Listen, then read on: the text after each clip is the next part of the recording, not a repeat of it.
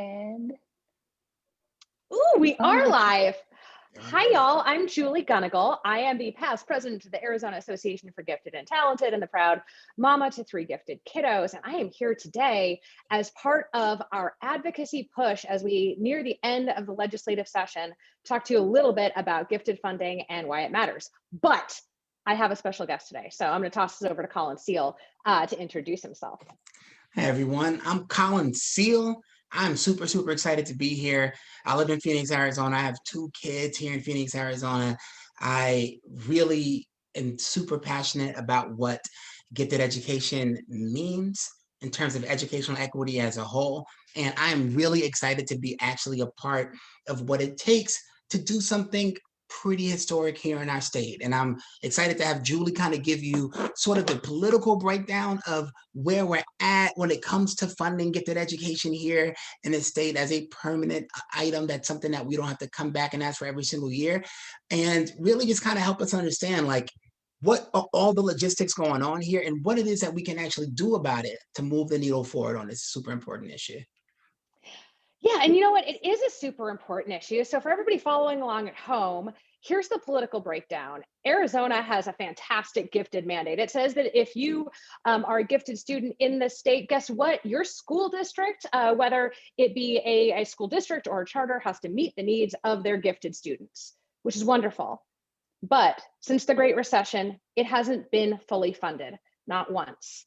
And what's so frustrating to me as a parent, and I was looking over this information to prepare for today, my kiddo did a video for the legislator back when he was in kindergarten, and he is now in high school age, and it's still not funded. It is crazy. And you know, what really matters is that we have sustainable funding, because if without sustainable funding, even if we find and identify these gifted kiddos, we're not going to be able to build the programs that we need and keep them year after year and make sure that we're able to sustainably keep the gifted funding in our state. So let me just tell you a little bit about what AAGT has been doing, because we have been at this for 7 years now. And this year we have submitted a budget request to the governor. We've met with countless legislators. We have been doing advocacy on the federal level, trying to make sure that we get Javits grants here into the state. But it's this last final push that really matters, because we saw this session the best gifted bill we have seen since AAGT has been at this. What it did is it took gifted funding, it moved it from group A weight to group B weight. And for those who don't speak education talk, that means it would be funded every single year. Because what I hate hearing from legislators is, Julie, you're right, but I really don't want to see you back down here again. And guess what? Gifted parents don't want to be down at the legislature again. They want to know that these programs will be funded year after year. It also included a pot of money to do universal screening to make sure that we catch all of the gifted kids here in Arizona, because identification has been a big equity issue that Arizona has yet to address. Nevertheless, that bill didn't move out of committee, and that's why we're doing this, and that's why we need your help. And I'm going to toss it over to Colin to talk about why it is so stinking important that we get this done. So I think one of the things that is really important to understand when it comes to gifted education as a whole, when it comes to gifted education in Arizona specifically, is that gifted education is education. It's education. And I think that there's a lot of people who might think about different aspects of education and struggle, understandably so, with the notion that some students might be gifted, or the notion that it's actually not the case that all students are gifted. And I think this is where it really starts to hit the fan. We start to really understand like what the definition of gifted actually means. Like what are we actually saying when we say that a child is gifted?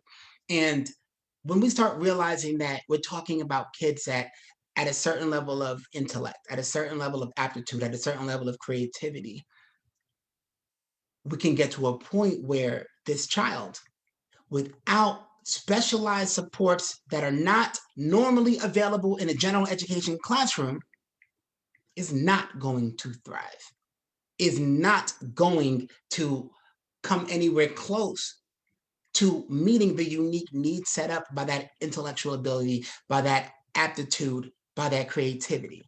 And when we look at this, I want to name something. We live in an interesting space in these United States. We live in a space where if parents typically had to make a choice, and I read this article in the New York Times when I was still teaching middle school and high school math. I remember they did this massive survey of parents, and the amount of parents who would have preferred to have a C- student who was super popular as their child, or an A+ student who didn't have as many friends, kind of surprised me. It kind of threw me off. It kind of made me feel like, wow, like we don't necessarily have the same sort of value around intellectual ability. But here's my issue. Here's my real issue here. You ever heard of Mae Jemison, Julie? You know, the Black woman astronaut goes out to space, and really, really remarkable woman. She's done a lot of work now in like different education and different philanthropy work. And I look at Mae Jemison, and you look at this example of a star, someone who is just straight up ridiculously brilliant. However, when we use words like Mae Jemison, a lot of times there's hashtag Black girl magic.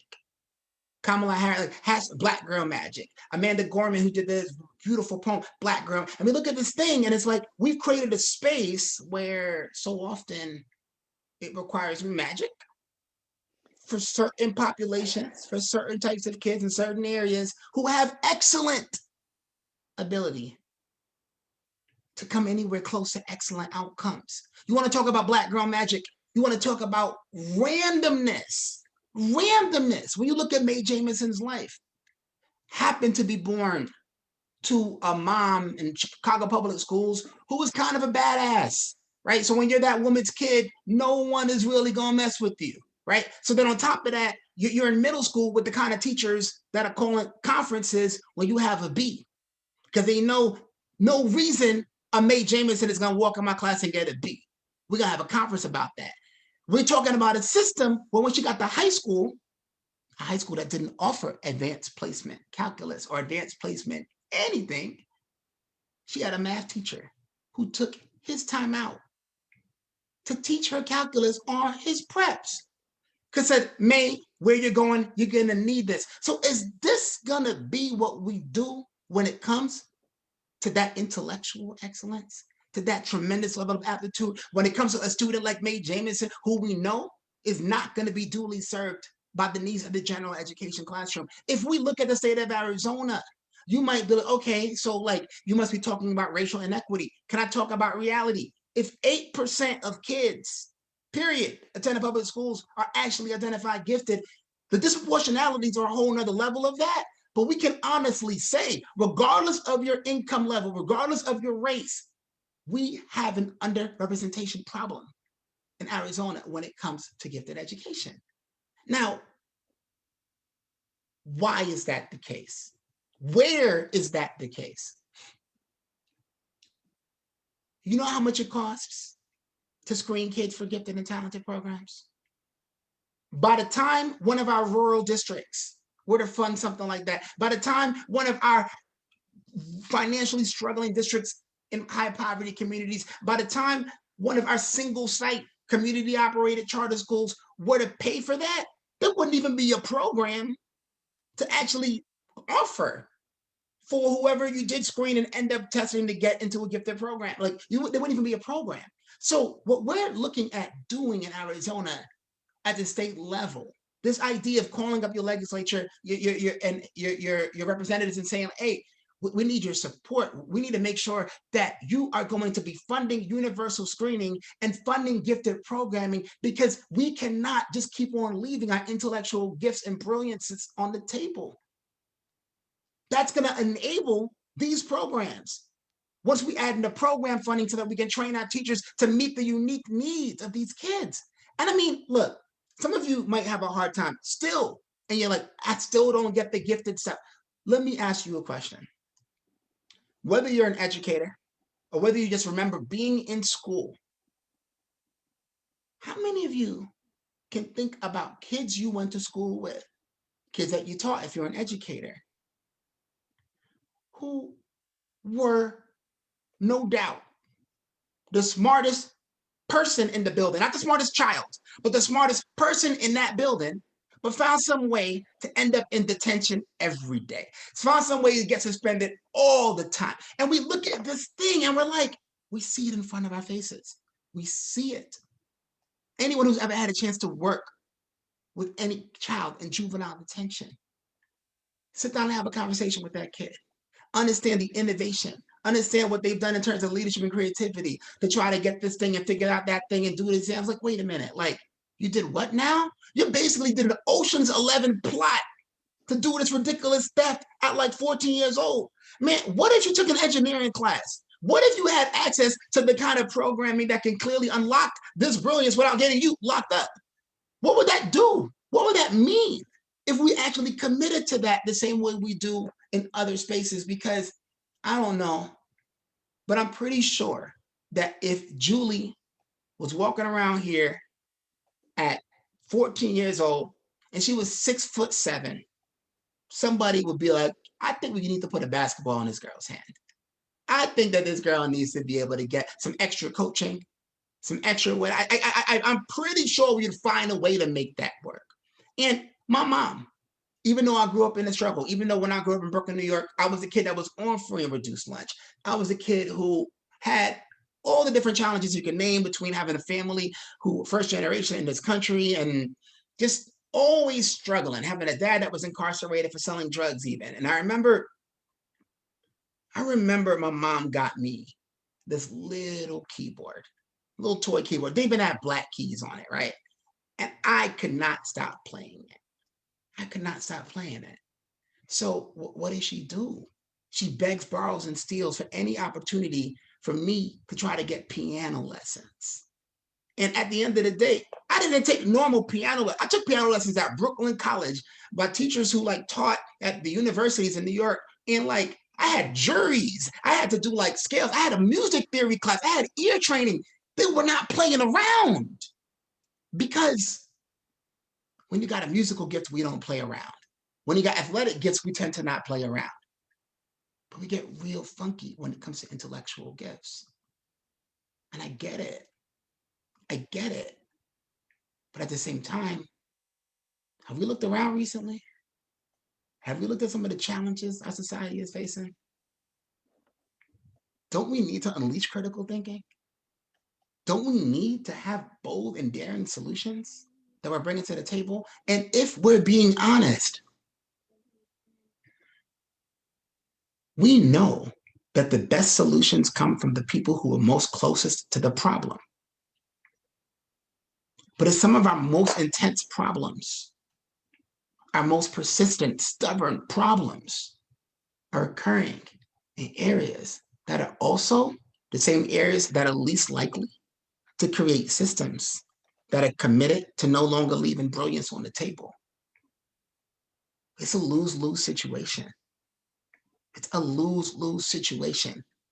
When I go throughout the state of Arizona, when I look at my own kids, my daughter who skipped over first grade, a big reason that I decided to roll with the decision to have her skip a grade was the lack of availability of an actual, real, gifted and talented program in the school system.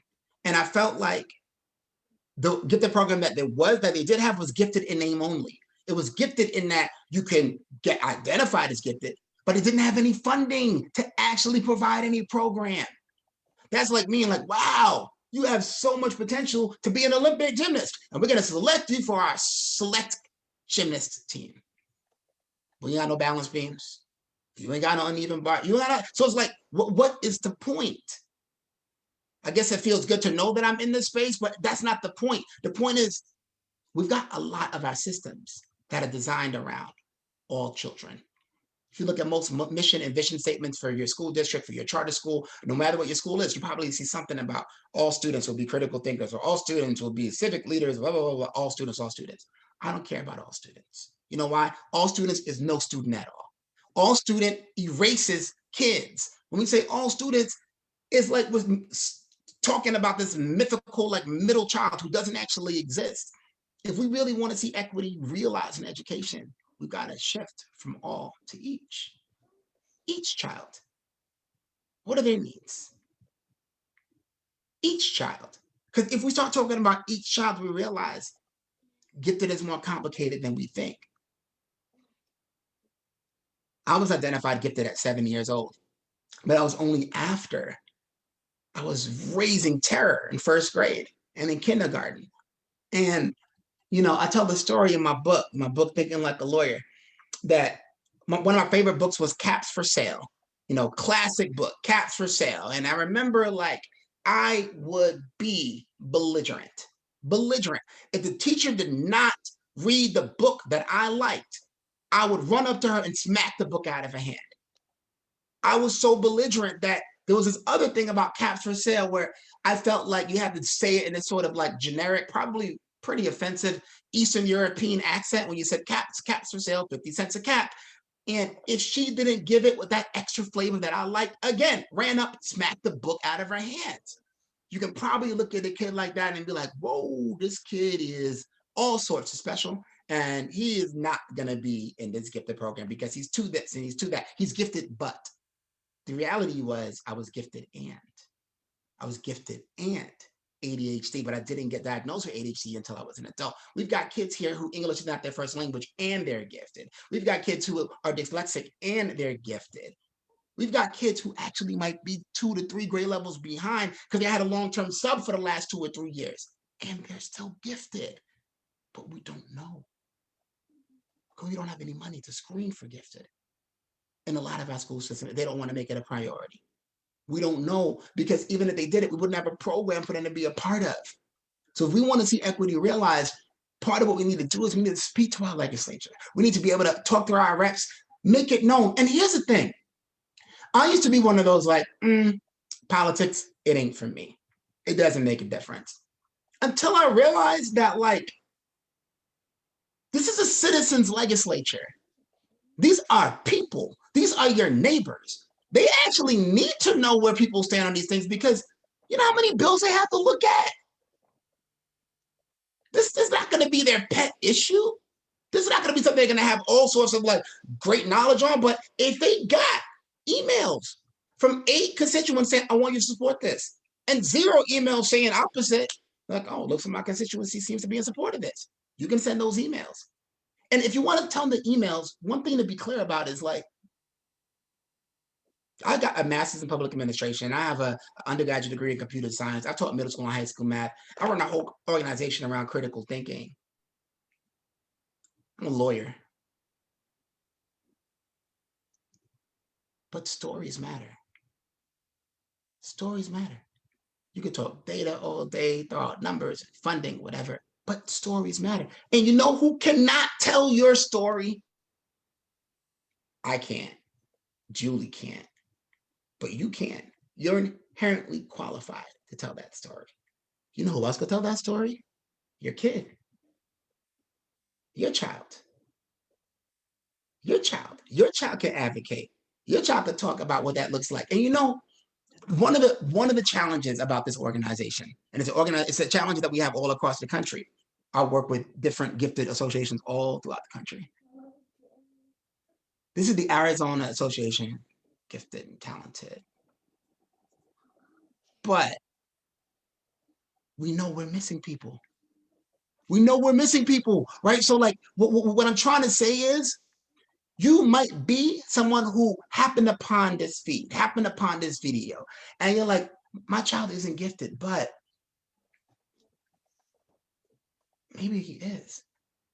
Maybe she is. I just don't know, but they do look at the world a little bit differently. There are these things when I hear about gifted children that remind me, but I just don't know because no one's ever really talked to me about that.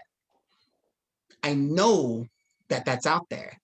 And I know that if we had universal screening, we would see so many more kids have access to gifted education than they currently do.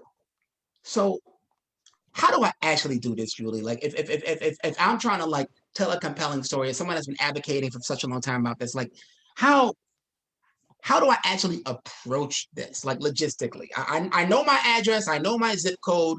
What do I do? I've never done anything like this before, and I don't really do politics like that.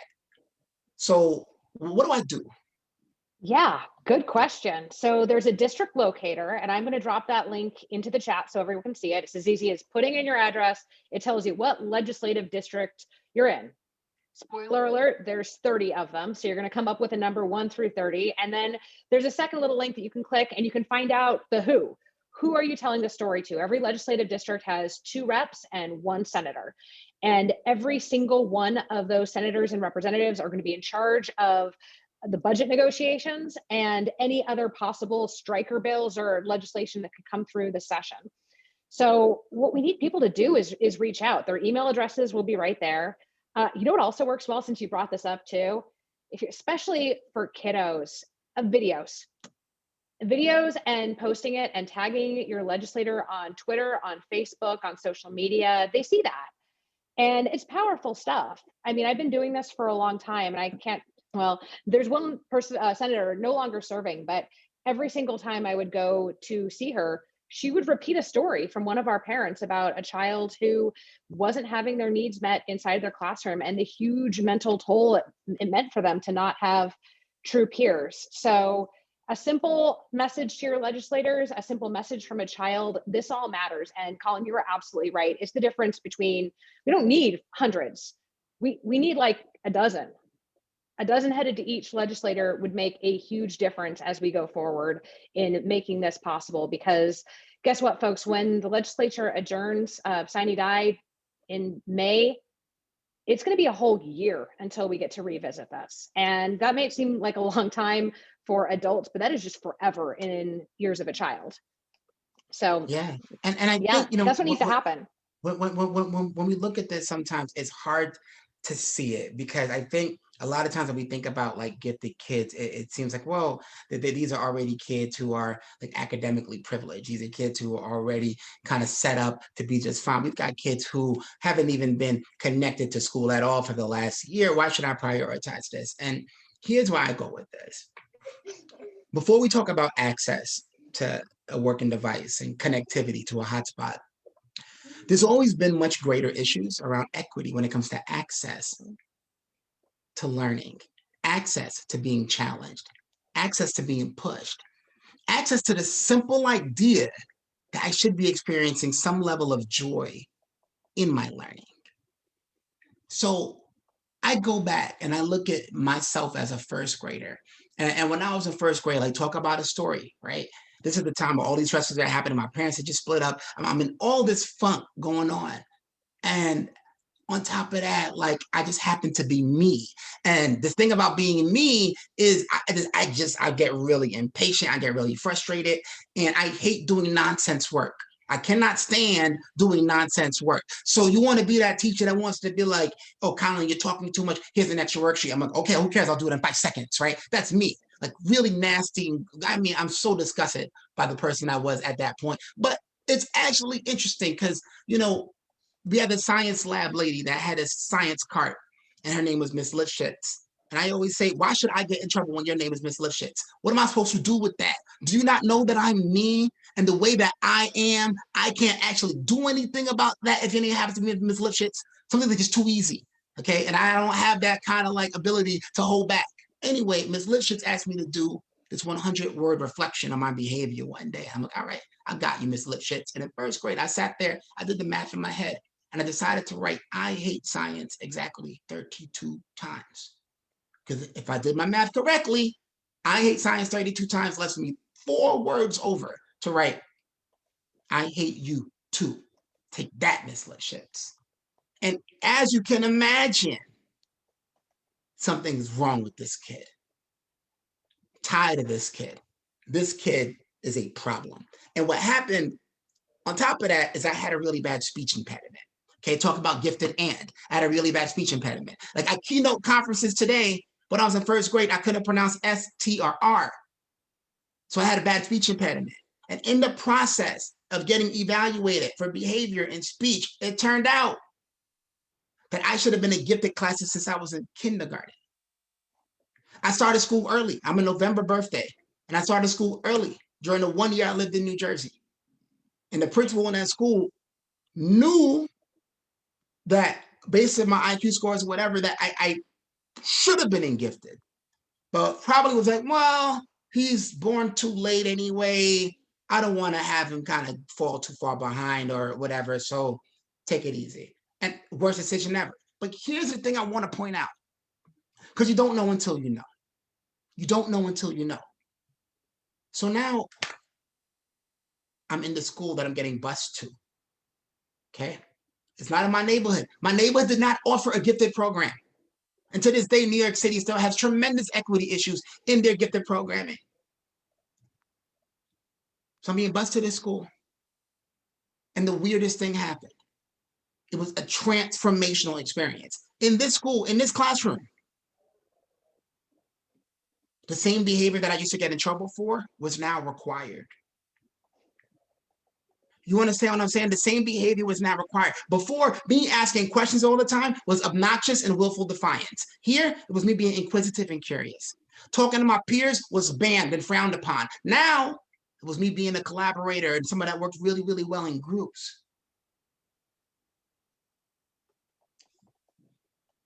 We've got to recognize that it's not always safe to be Black and brilliant at the same time, to be brown and brilliant at the same time, to be poor and brilliant at the same time, to be Native and brilliant at the same time. We know that it's not safe. And we know that it's not safe to the extent that even some of our families, we get these messages sometimes where it's like, you know what?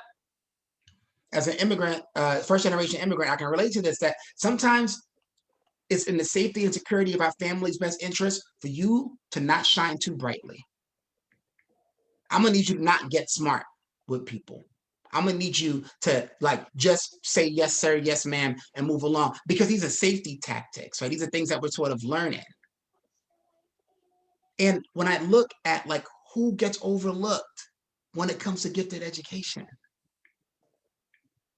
I don't know about you, but I think it would be pretty incredible if we did a much better job of identifying gifted students in our Native populations, in our Native communities. I believe that there's some brilliant, ingenious solutions for those communities, by those communities, that we're not tapping into because we're okay with leaving genius on a table. So if we really want to think about what equity looks like, the power of a story can bring me really far down that journey, because I can understand the impact in a much more tangible way than, oh, I'm not getting pulled out anymore, or, oh, my teacher's not going. I need to understand what that means. I need to understand exactly what that means to not be able to have that. And if we're making that move from all to each, your child is each, your story is each.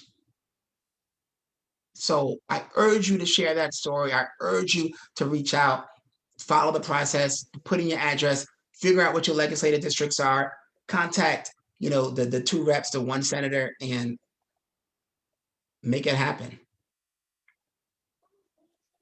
Yeah, let's make some joyful noise, and let's do it right now. I'm going to be posting those links in the chat. Colin, how do they reach out to you and the incredible stuff you're doing at thinkLaw? Sure. Yeah. So if you're on Twitter, you can follow me at Colin E. Seale. If you're interested in learning more about our work, we do a lot of work with parents in particular. It's very popular with parents of gifted children, but it's parents really across the board with our thinkLaw family experience, which is all about helping you leverage your assets to ask stronger questions, to encourage more productive struggle, and manage that balance that believe you me, it's a hard balance, helping without being too helpful.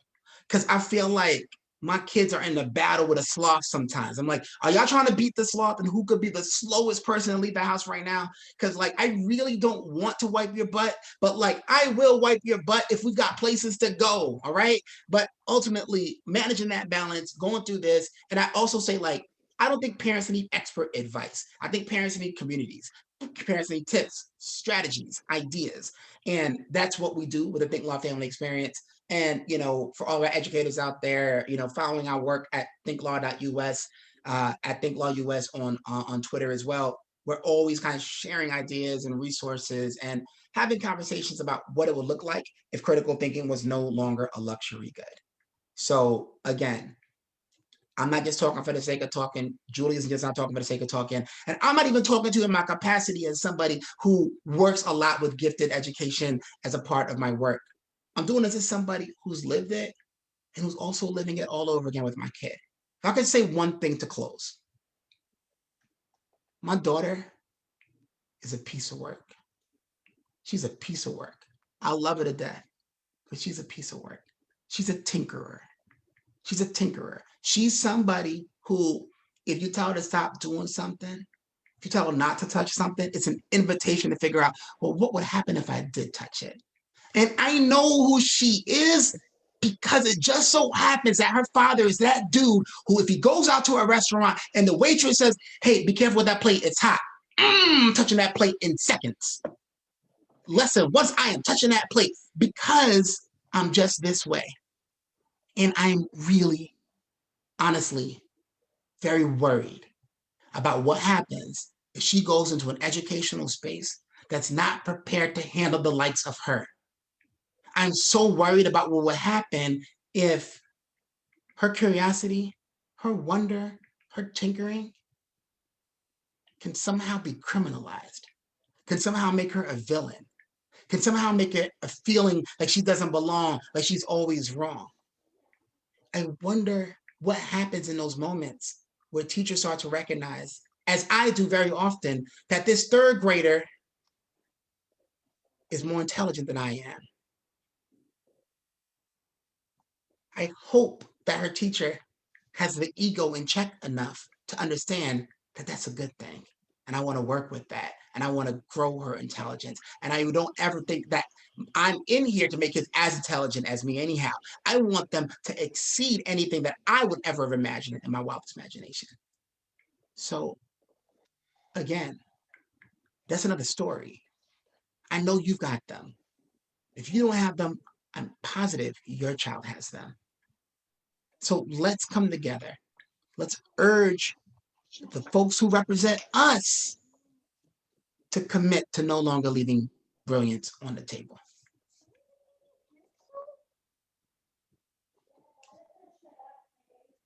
That's beautiful. Let's go do it, y'all. Thanks for joining us. Thank you so much, Colin, for your time. Let's go get this done. All right, let's do it. Take care. Take care.